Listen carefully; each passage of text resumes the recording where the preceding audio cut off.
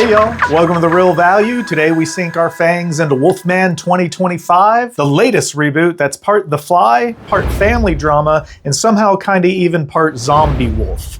Let's get into it. So I saw this last night and I had to wait until today to do this video because I wanted to let it marinate a bit. This one was kind of tough. Let's talk about the positives and negatives as we go about. First of all, the flick is directed by Lee Whannell and co-written by himself and Corbett Tuck. Lee also directed another Dark Universe reboot of the classic horror villains in 2020 with his remake of The Invisible Man. I enjoyed that movie. Wolfman 2025 stars Julia Garner as Charlotte, Christopher Abbott as Blake, and Matilda Firth as Ginger. It had a budget of $25 million. To compare, The Invisible Man had a budget of only $7 million.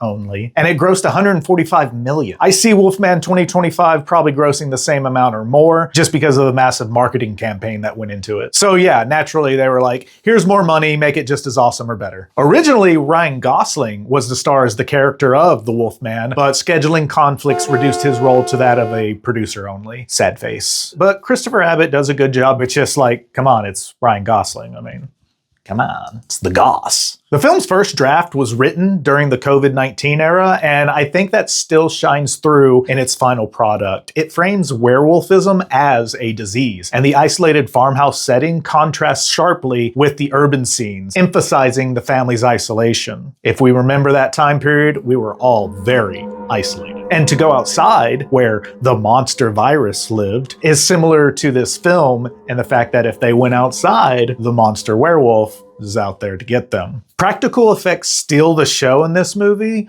but it overall is very body horror light. So if you're expecting a monumental transformation moment for Blake, the main character, you might feel let down. The transformation is drawn out over the course of the night, deviating from the usual werewolf lore. No full moon is even mentioned. It's much more similar to that of the movie Mads that we talked about, where the zombie transformed over the course of a couple hours. The same thing in this one. And I would even argue, skip about 10 seconds if you don't want this part ruined. I don't think it's a major spoiler, but skip ahead 10 seconds. I would even argue that he doesn't fully transform by the end of the movie either. The first half of the film tries to build tension effectively, but I'd argue that the character development, especially in regards to interpersonal relationships, like that between Blake and Charlotte and between Charlotte and Ginger, was lacking a bit. They briefly give us a glimpse into a possible strained marriage, but there was no build-up prior to that. What I mean is there was nothing really that made me care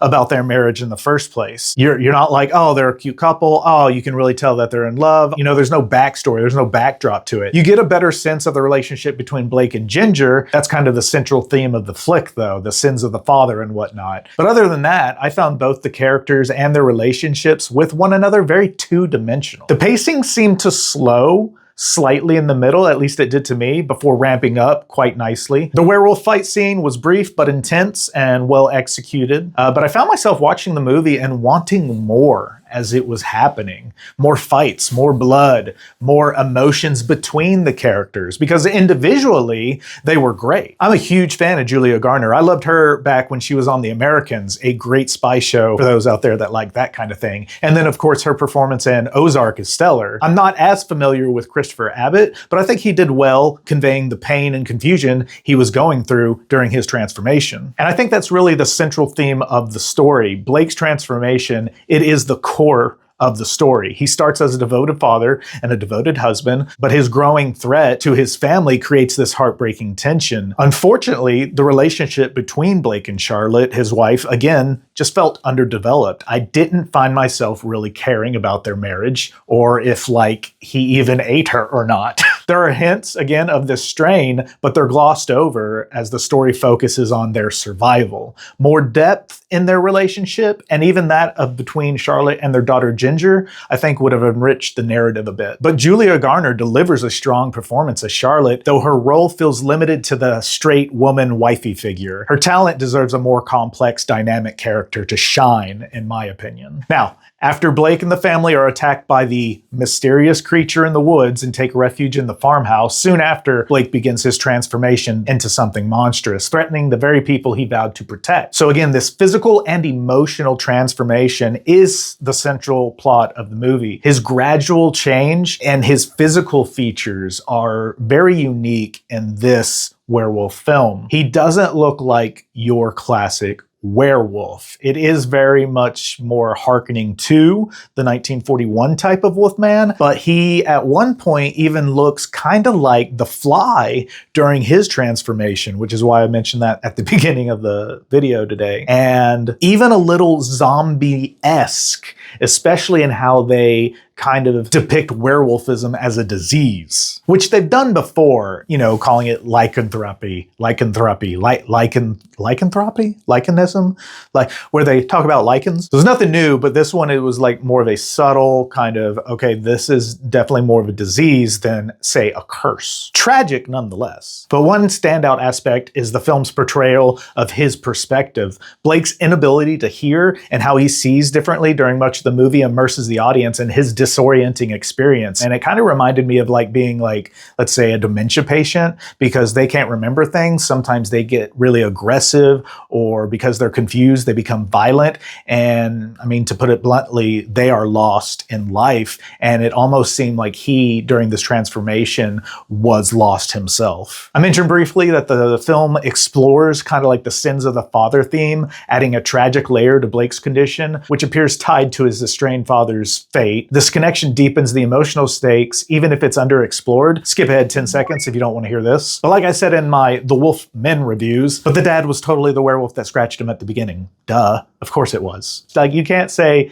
the character is presumed dead. Like, he's either dead or he's not. Come on. But to kind of hop on that train, there wasn't much mystery in this film. And I think that was something that it needed a little bit of. We all knew as the audience kind of everything that was happening. And when you're watching a movie where the audience knows way more than the characters themselves in the movie, that takes away the mystery about it. That takes away the anticipation. That takes away a big part of the drama in the film itself. My final thoughts on The Wolfman: the practical effects and the performances to an extent were really good, particularly Blake's transformation, even if the pacing was a little bit uneven and there was no real standout scene. There wasn't anything that like really stuck with me. While the film's ending is simple and sad, it doesn't leave a lasting impression. I would say despite its flaws, it's worth a watch for fans of like The Fly and practical effects and just werewolf movies in general. But let's get down to it. What is the real value of Wolfman 2025? The real value of Wolfman 2025 is that this flick is real. Remember, we got a new system. This one's real mid, y'all. It's enjoyable, but I think it's going to be forgettable. Now, I do see a potential for it improving with time. So maybe in a couple years, I'll go back and rewatch it and be like, okay, this is a little better than I remembered. The cinematography is great. It's shot very well. Again, the acting is solid and it has its moments, but there's nothing that really jumped out during this movie. On the Scaredy Cal scale, it earns a solid 1 Scaredy Cal. Aside from a few jump scares, it's not overly frightening, but it tries to deliver on that tension. The way the audience is placed in Blake's head during his transformation is an element that deserves praise. So yeah, overall, a little disappointed, but let me know what you think. I would love to get y'all's take on it. Do you agree with me? Do you think it was outstanding? Let me know in the comments below. Okay, Cal's Horror Pals, until next time, remember, be nice to each other, and if you can't do that, at least don't be a dick. Corey, thanks for subscribing to my Patreon, my man. Rest of you follow suit. Peace. Promise I'll protect you. Just